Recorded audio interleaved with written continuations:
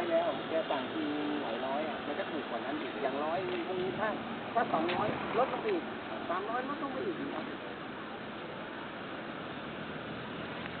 ต้นทุนจริงๆขนาดที่ตั้มสั่งยังถูกกว่าตั้ง40%40-50%ไม่รับมาจากที่กำไร40%ราคาที่นี่นะครับที่นี่เขาไม่ให้ตั้มครึ่งอ่ะกำไร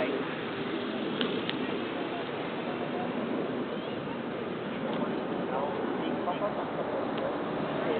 บ่อยสั่งอะไรก็ลูกค้าสั่ง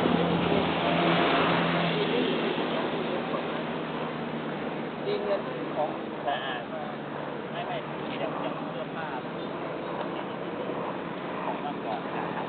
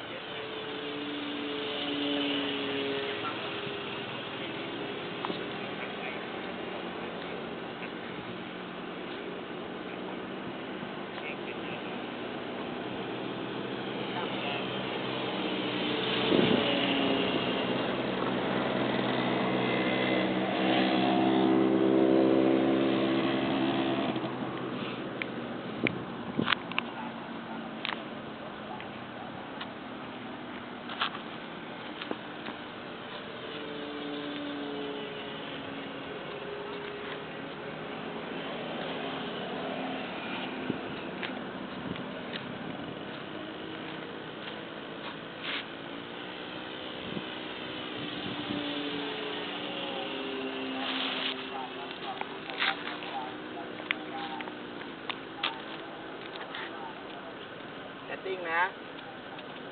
ลงไม่ได้พ่อลงแล้วครับโอเคครับไม่ทานครับขออีกรอบได้ครับ